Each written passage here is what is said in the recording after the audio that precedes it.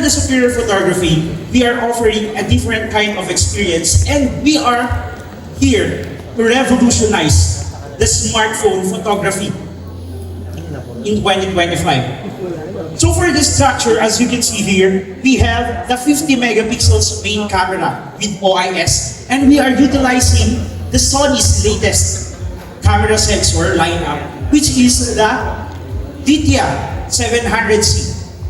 Then we also have here an 8 megapixels ultra-wide sensor. And of course, the third one, it's not actually a camera, but a heater sensor, which later on we will introduce it with the function Flashsnap. In here, you can also see a small red light, which we call as the Smart Briefing Light 2.0. So for this one, it's not just a simple notification light, but it is an elegant way for us to stay connected. The second one here is the flashlight. Of course, you know what's the function of a flashlight.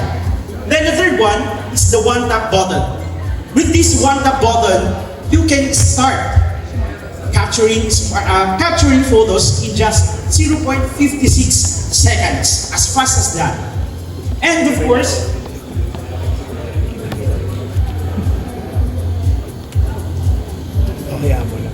we are utilizing the Sony's latest camera sensor, which is the Sony Lithia 700C. So what is special? What is special about this sensor is we have a big sensor. It is measured as 1/1.56 of an inch, which has a 1 micron pixel unit, which means it can absorb light by up to 56% more compared to its predecessor, which is the Sony Lithia 600. And as you know, it is being used by other smartphone brands, even though it is priced at 35,000 pesos and above. But for us, we are using a more updated sensor, which is the Lithia 700C.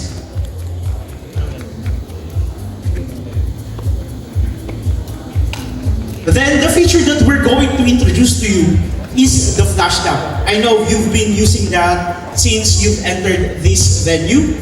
You were able to capture a lot of actions because of this one. So the main reasons why you were able to capture a lot of action-filled photos is this, the super shutter speed. Actually, just fun fact, a normal DSLR camera can capture a subject at the fastest speed of 1/9,000 seconds. But for the CAMON 40 Pro series, we can able to capture a moving subject because we can generate a speed, or we can capture a moving subject at a speed of 1/11,235 seconds, which means it is faster than the normal DSLR camera. Then of course, you can capture a lot of moving subjects even though your hands is not stable because it has an OIS, or optical image stabilization. So these are the pictures that our CAMON 40 Pro series can capture. So as a while ago, I already said that we have a function called the one-tap button. So if you can notice, or if you have your smartphones with you, that is the small orange highlighted button at the side, at the left side of the device. It can actually launch our Flashsnap or even our camera application at just 0.52 seconds quick, so that you can capture a lot of movements, even at fast pace. So for example, at this picture, you can see the kitten on the midst of its jumping time. But as for the other smartphones, namely the Industry Tier A, and Industry Tier S, they fail it so, even though that is already a flagship devices. But for the CAMON 40 Pro 5G, we were able to capture that because of that fast speed and paired up with our Sony lens. Another one, if you can look at here, there's a child playing and bursting some bubbles. But with the CAMON 40 Pro, you can clearly see that we were able to capture the moment that a certain bubble burst up. Compared to other smartphone brands, you already lost the action. So, what's the technology behind this? If you're familiar with the Apple's burst mode, actually this is the same with this, but it is automatically captured. So for this one, it will capture multi-frames for about 15 multi-frame. Then it will select the best photo among those pictures. So for example, in this one, we will be able to capture the best angle, the best position, even the best timing because of the Flashsnap. And with the auto snap, you can actually capture without touching the shutter button. All you have to do is to make sure that your subject is within the viewfinder of your device. Then it will automatically capture when there's a sudden movement, when it detects sudden movement. So let's watch this video.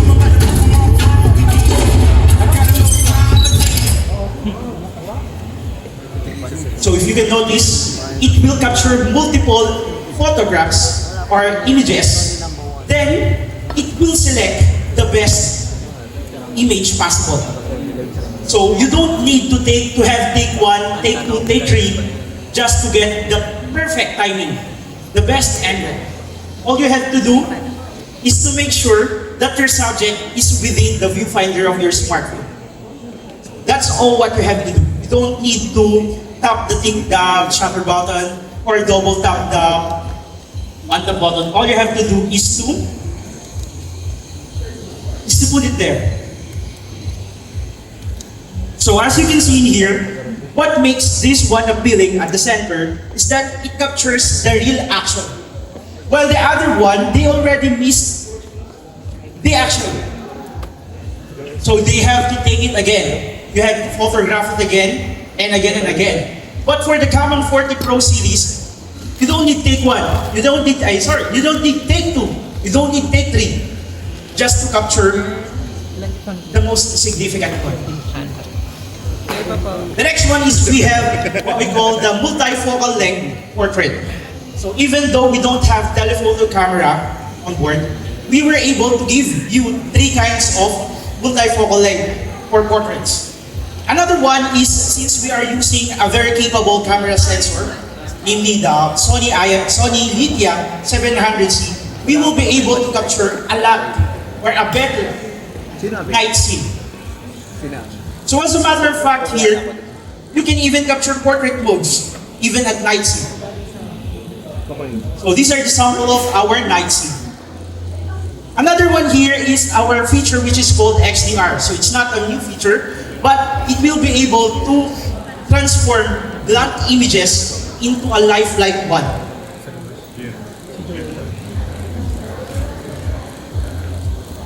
So I know a lot of you already posted about this one, but I'm still proud to say to you guys that we are a smart choice by the DxO mark.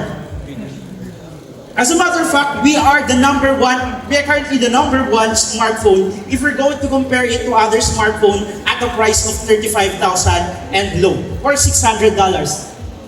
So we are the number one photographing smartphone in the global market as the DxO mark said. So how is that possible? Or how was able TECNO, or what makes TECNO do this? So that is called the TECNO image matrix. So it has a lot of processes, but it ensures us that we provide you the best possible result whenever you take your picture. Even the subject is moving, even you are moving, and even the light is scarce during your time of shooting. So these actually are the process for capturing our images. Another one here is we are proud to present to you that we have what we call the universal tone. So for the universal tone, we have the AI in which we can identify what kind of race you are, what gender you are, or whatever you are. And we will apply the proper skin tone management for you to capture the most beautiful kind of food.